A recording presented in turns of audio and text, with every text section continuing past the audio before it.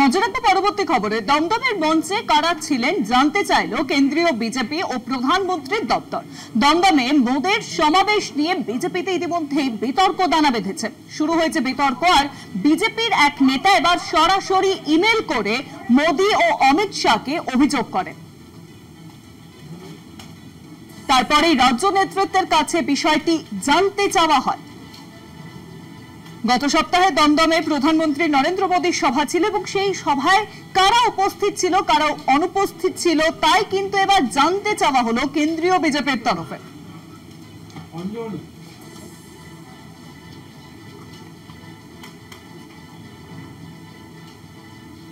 দমদমে মোদীর সমাবেশ নিয়ে বিজেপির মধ্যেই কিন্তু এবার বিতর্ক দানা বেঁধেছে।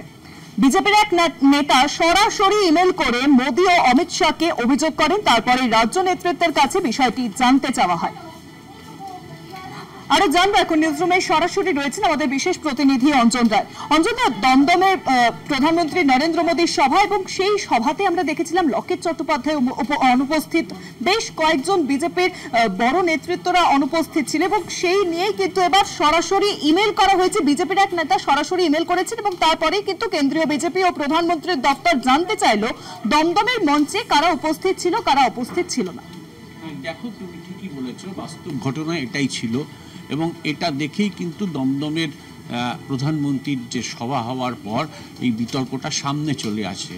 শ্রমিক ভট্টাচার্য ফোন করে জানতে চান যে লকেট চ্যাটার্জির মতনকে জেনারেল সেক্রেটারি নেই কেন, এবং লকেট চ্যাটার্জি তখন তাকে জানান যে তিনি তাকে কেউ যেতে বলেননি। আমরা এই খবর প্রথমে দেখিয়েছিলাম, কিন্তু এখন যে পরিস্থিতিটা সৃষ্টি হয়েছে সেটা হচ্ছে যে মঞ্চে কারা ছিলেন, তাদের কি যোগ্যতায় মঞ্চে জায়গা দেওয়া হয়েছিল, যারা ভাষণ দিয়েছিলেন তারাই বা কি যোগ্যতায় ভাষণ দিয়েছিলেন, এই সমস্ত তথ্যটা কেন্দ্রীয় নেতৃত্বকে জানিয়ে দেয় এই রাজ্যেরই কোনো একজন নেতৃত্ব। ফলে যেটা ঘটে যায় যে কিছুটা অস্বস্তিতে পড়েন কেন্দ্রীয় নেতৃত্ব এবং তারা সরাসরি রাজ্য নেতৃত্বের কাছে জানতে চান যে কেন এরা আসেননি, কেন এরা উপস্থিত ছিলেন বা কি যোগ্যতা এদের রাখা হয়েছিল। এই সব মিলিয়ে কেন্দ্রীয় নেতৃত্ব যখন রাজ্য নেতৃত্বের কাছে জানতে চায় তখন স্বাভাবিকভাবে রাজ্য বিজেপি কিছু অস্বস্তিতে পড়ে এবং আমরা শুনতে পাচ্ছি যে পিএমও দপ্তর থেকেও নাকি জানতে চাওয়া হয়েছে যে কেন কাদেরকে রাখা হয়েছিল, কেন জেনারেল সেক্রেটারিরা ছিলেন না।